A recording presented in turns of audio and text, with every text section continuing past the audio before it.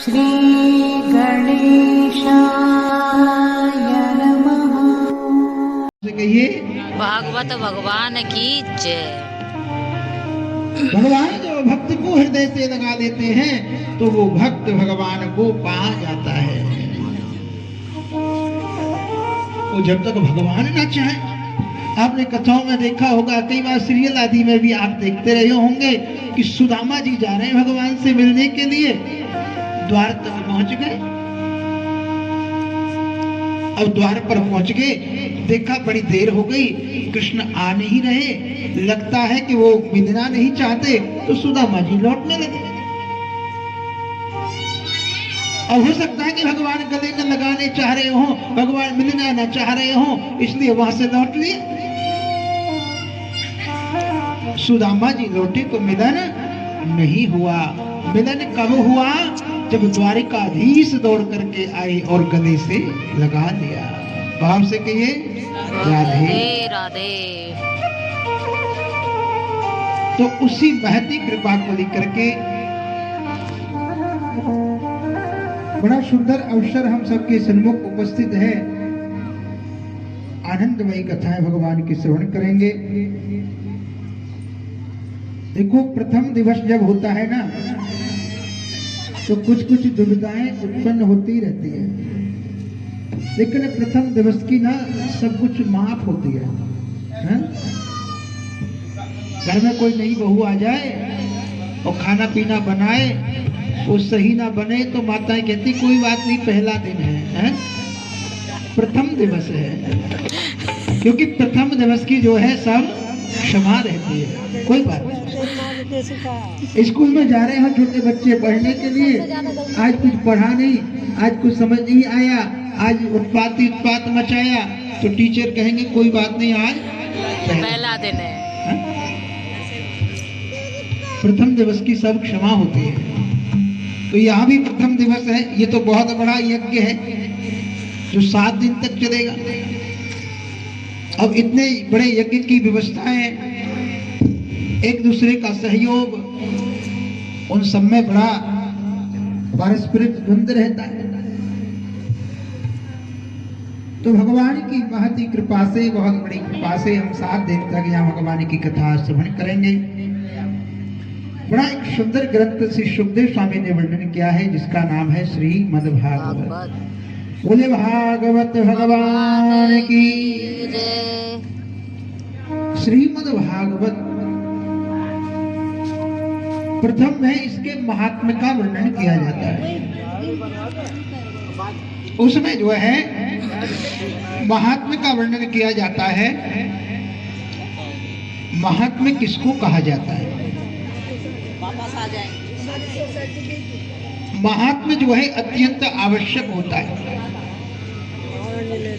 किसी भी व्यक्ति, किसी भी वस्तु, स्थान हो, उसका महात्म्य जब हमें पता चलता है तो उसके प्रति हमारी श्रद्धा बढ़ जाती है। अब कथा आप कह रहे हैं, हम सुन रहे हैं, कोई सुना रहा है, कोई सुन रहा है, कोई बैठा है, उसके प्रति श्रद्धा कब होती है? जब उसका महात्म्य पता चल जाए कि उसका महात्म्य क्या है। कोई स्थान पर आप कहें कि आप फला स्थान पर जाओ तो आपका मन नहीं होगा। क्यों जाए? जब आपसे कहे कि वहां पर जो है दिव्य अनुभूति होती है, वहां संतों का दर्शन होता है, वहां साधुओं का मिलन होता है, तो आप दौड़ करके जाओगे,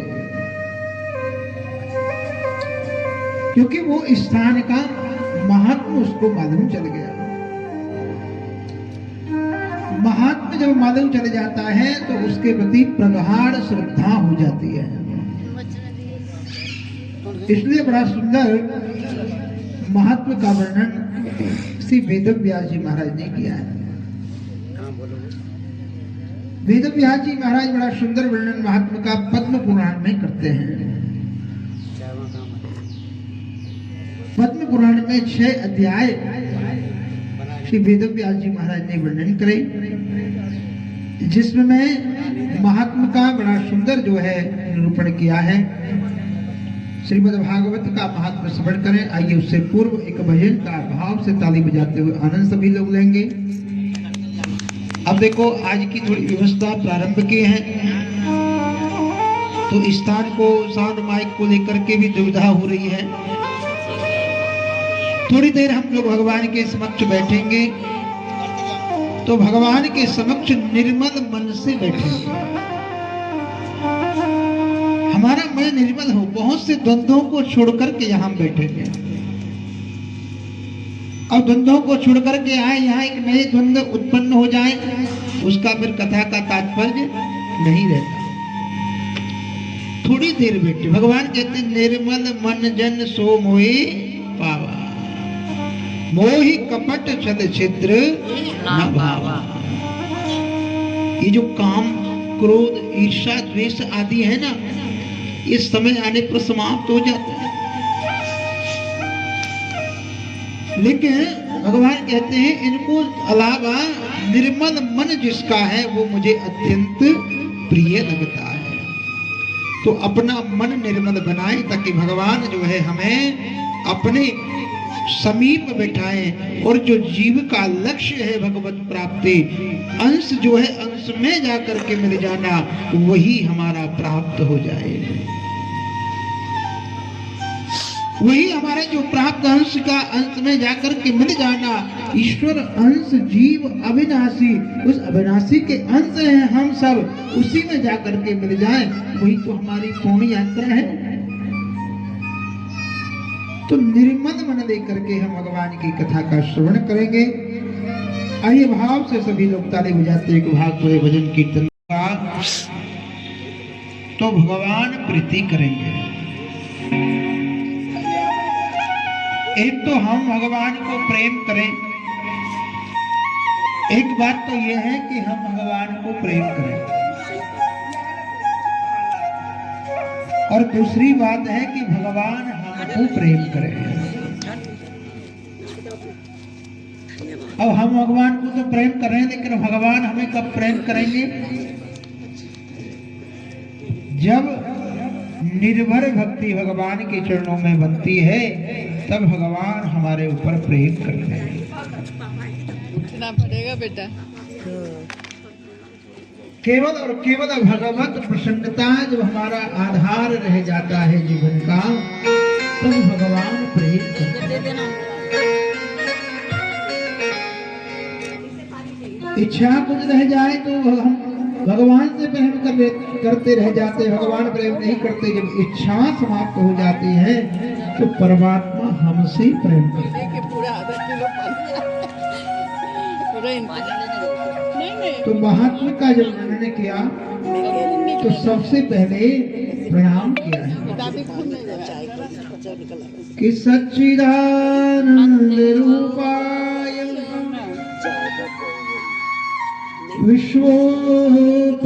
विश्वोपत्यादि हेतवे तापत्रय विनाशाय श्री कृष्णाय वयं नमः। सर्वप्रथम भगवान को नमस्कार प्रणाम किया है। प्रणाम करने की पद्धति जो है ना, अरे रोज सुबह शाम आप बहुत बार मत करिए। पंडित जी कह रहे हैं ज्यादा बोलो मत, एक जगह बैठो आराम से।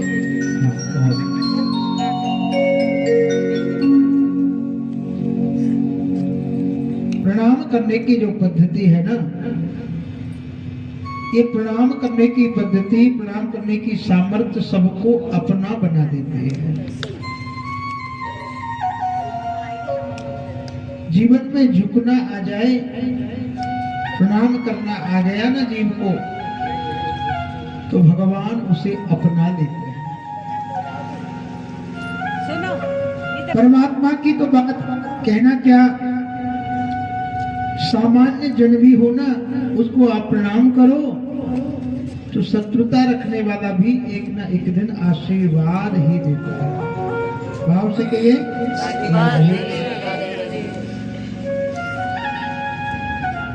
शत्रु को भी प्रणाम अगर किया जाए तो वो भी आशीर्वाद ही देता है। महाभारत का जब युद्ध चल रहा था ना, प्रारंभ होना है युद्ध, एक दूसरे के तरफ सामने खड़े आकर के शंख निनाद हो गया। बस कब एक दूसरे पर प्रहार करने ही लगे, तैयारियां हो रही हैं। अचानक क्या देखा, युधिष्ठिर जी महाराज अपने रथ से उतरने लगे। तो भगवान द्वारकाधीश अर्जुन के रथ में विराजमान है। तो पूछने लगे द्वारकाधीश, ये भाई कहाँ जा रहे हैं? तो भगवान ने हाथ पकड़ लिया, कोई बात नहीं, देखो कहाँ जा रहे हैं। अपने रथ से उतरे और उतर करके कौरव सेना की तरफ जाने लगे। तो अर्जुन और चिंतित हो गए, अरे ये शत्रु सेना की तरफ, अब क्या बचा है? अब तो कुछ बचा नहीं, अब तो पारस्परिक युद्ध होना ही है, अब क्यों जा रहे हैं वहां पे, क्या बात है? लेकिन द्वारकाधीश ने कहा, अर्जुन ठहर जाओ, धर्मराज है, कोई ना कोई तो कारण होगा। महाराज धर्मराज अपने रथ से उतर करके चल पड़े कौरव सेना में। जो दूर विराजमान है रथ पर दादा भीष्म, जाकर के चरणों में बंधन किया है। चरणों को पकड़ करके नेत्र सजग हो गए, रोने लगे। चरणों पर पड़े हुए जब देखा, दादा भीष्म ने उठाया, उठे करके हृदय से लगाया है। तो धर्मराज कहते हैं, दादा देखा ना हम कितने अपने पद से अलग हो गए। जिनकी उंगलियां पकड़ करके हमने चलना सीखा, जिनसे सब कुछ सीखा है, आज उन्हीं के साथ युद्ध करने के लिए आ गए। दादा भीष्म ने उठाया है, हृदय से लगाया, और हृदय से लगा करके जब कहा, तो कहा, युधिष्ठिर भले ही मैं कौरव सेना की तरफ हूं, लेकिन मेरा आशीर्वाद है, विजय तुम्हारी ही होगी। जीत जो है वो तुम्हारी ही होगी, क्योंकि तुम्हारे प्रति जो है ना वो धर्म है, और धर्म की ही विजय होती है। इसलिए प्रणाम करना अपने आप में एक बड़ी सामर्थ्य है। अब कोई भी कार्य जब किया जाए तो सबसे पहले मंगल आचरण किया जाता है, भगवान को प्रणाम किया जाता है। तो महात्म्य में भी श्री वेदव्यास जी ने प्रणाम किया। सच्चिदानंद रूपाय विश्वोत्पत्त्यादि हेतवे तापत्रय विनाशाय श्री कृष्णाय वयं नमः। प्रथम श्लोक में महात्मा में वेदव्यास जी भगवान श्री राधा कृष्ण के लिए नमन करते हैं। श्री कृष्णाय वयं नमः। तो मन में विचार आया कि मोदी महाराज भगवान को प्रणाम कर रहे हैं, आपने कहा कि प्रणाम कर लो, हमने कर लिया, क्यों कर दिया है? कोई तो कारण होगा, क्यों किसको प्रणाम कर रहे हैं? तो बोले भैया भगवान का स्वरूप बड़ा अच्छा है। सच्चिदानंद रूपाय, भगवान का स्वरूप जो है वो सत स्वरूप है। किसी भी स्थिति में, किसी भी परिस्थिति में, किसी पर स्थान पर, किसी भी माहौल हो जाए, लेकिन वो कभी परिवर्तित नहीं होता। वो भूतकाल में, वर्तमान में और भविष्य में एक जैसा रहता है। इसलिए परमात्मा को सत्य कहा गया। वो परमात्मा सत्य स्वरूप है, नारायण है। फिर विचार आया कि सृष्टि का विस्तार करें, तो सृष्टि प्रारंभ कर दी, पालन किया, फिर संहार कर दिया, फिर स्वयं जलसाई नारायण प्रकट हो गए। यानी प्रत्येक स्थिति में जो एक जैसा है वही सत्य है, वही भगवान का स्वरूप है। चित्तमान होता है प्रकाश, भगवान प्रकाश में है। अभी हमें कुछ पढ़ना हो, कुछ लिखना हो, कुछ देखना हो तो प्रकाश चाहिए। अंधेरा होगा तो नहीं देख सकते। लेकिन वो भगवान स्वयं प्रकाश रूप है, उसको प्रकाश की आवश्यकता नहीं पड़ती। तीसरा, सच्चिदानंद रूपाय, भगवान जो है वो आनंद स्वरूप है, परमात्मा जो है वो आनंद स्वरूप है। दो बातें हैं, देखो, एक होता है सुख और एक होता है आनंद। सुख साधनों से प्राप्त होता है। गर्मी लगी है, पंखा एसी कूलर होंगे तो ही वो दूर होगी। सुख के लिए साधनों की आवश्यकता है। अब गर्मी सर्दी लगी है, जब तक उसको व्यवस्था नहीं होगी गर्म की तो वो कैसे दूर होगी। तो सुख साधन से प्राप्त होता है और आनंद त्याग से प्राप्त होता है। जीवन में त्याग नहीं आया ना तो कितने भी साधन हो जाए आनंदित नहीं हो सकते। सुख के लिए साधनों की आवश्यकता है और आनंद के लिए त्याग की आवश्यकता है। देखो, आप भोजन करने बैठो, संयोग ऐसा हो कि आपके पास वो एक ही थाली हो भोजन करने के लिए, उतना ही भोजन हो, आप बस तैयार हुए ही है भोजन करने के लिए, बैठे ही हैं। आपने क्या देखा, कोई मांगने के लिए आ गया, कह रहा है कि 4 दिन से बड़ा भूखा हूं, 4 दिन से भूख लगी है। आपने क्या किया, वो थाली उठा करके उसको दे आए। अब थाली उठा करके उसको दे आए, आपके पास उतना ही भोजन है, तो क्या करोगे, भूखे रहोगे। भूखे हैं पूरे दिन, लेकिन मन बड़ा प्रसन्न है आज। कोई 4 दिन से भूखा था, वो रो रहा था, हमने उसको दे दिया। कष्ट पा रहे, भूख का कष्ट पा रहे, लेकिन मन बड़ा आनंदित है। कोई 4 दिन से भूखा था, उसको भोजन करा दिया। ये सुख का और आनंद का अंतर है। तो सुख साधनों से और आनंद त्याग से प्राप्त होगा।